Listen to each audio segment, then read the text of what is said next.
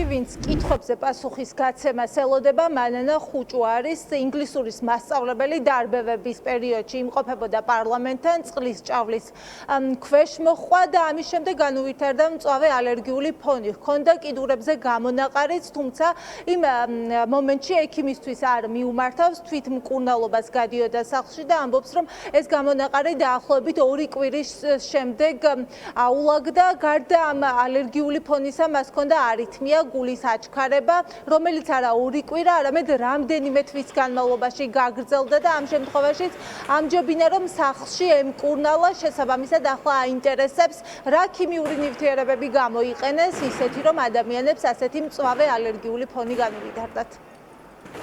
ფეხების წვა დამეწყო ძალიან, ვიფიქრე, მაშინ ვერც ვიფიქრებდი, რამე მჭირდა და რაღაცა.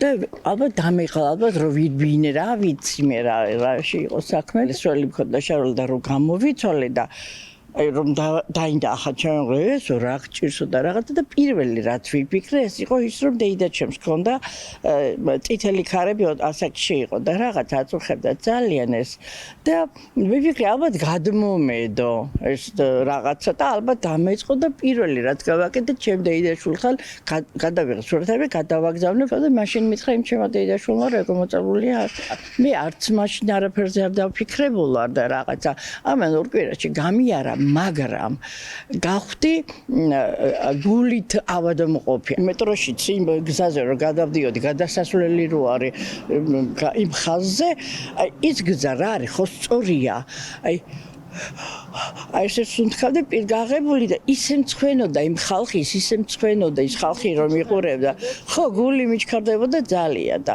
ეხლა ხო მე გავიდა 1 წელიწადი გავიდა იმის მერე და რაღაცა და გავიხედე და აღარაფერი. ეხლა რომ დაიწყეს ამაზე ლაპარაკი მოწავლას და რომ გადავაბიეს, ვიფიქრე რომ ალბათ ეგ იყო რაც იყო. კიდევ ერთი ახალგაზრდა თორნიკე როინიშვილი გვიყვება იმ მწვავე ალერგიულ ფონზე, რომელიც დარბევების შემდეგ განუვითარდა, ამბობს, რომ წინა რიგებში მოხვდა, როდესაც წყლის ჭავლით დაიწყეს მოქალაქეების დარბევა პარლამენტთან, ეკეთა ჩაფხუტით აღჭურვილობაც ჰქონდა, თუმცა ამან ვერ დაიცვა ის ალერგიული ფონის განვითარებისგან, გარდა ამისა ამბობს, რომ რენტგენიც გადაიღო, სადაც გულზე ცვლილებები დაუფიქსირდა.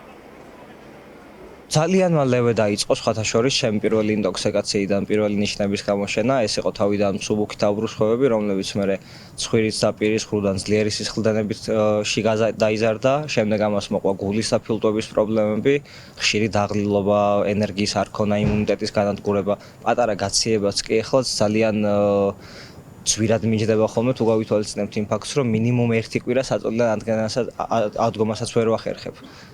პოლივიტამინების კურსი, ელექტროლიტების კურსი, ანუ არაფერი არ შველის ამ ყველაფერს. ექიმებიც ვარაუდობენ, რომ ეს ყველაფერი ძლიერი ინტოქსიკაციის ბრალია, იმიტომ რომ პერიოდიც ამ ყველაფერს ემთხვევა ჩემი ჯანმრთელობის გაუარესება დაიწყო ჩემი ინტოქსიკაციების შემდეგ.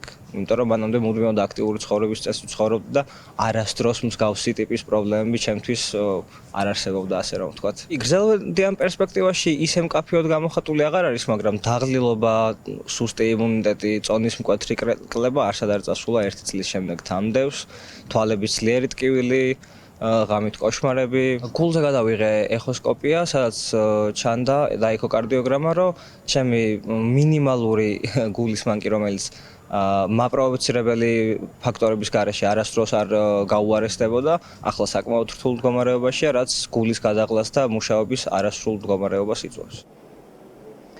ჩვენი რესპონდენტები ვარაუდობენ, რომ მათი ჯანმრთელობის მდგომარეობა გაუარესდა სწორედ რუსთაველის გამზირზე ხალხის დასარბევად გამოყენებული სხვადასხვა ქიმიური საშუალებების გამო. მათ აქვთ არაერთი კითხვა და თვლიან, რომ ეჭვები სწორედ საგამოძიებო უწყებებმა უნდა გაფანტონ, თუმცა მათ დამატებით კითხვებს უჩენთ ასევე ის, რომ 1 წელია არც ერთი უწყება არ ასახელებს იმ ნივთიერებას და ახლა უკვე კობახიძე ამბობს, რომ იკვლევენ სწორედ იმ ნივთიერებებს, რომელიც შესაძლოა გამოეყენებინათ მოქალაქეების დასარბევად.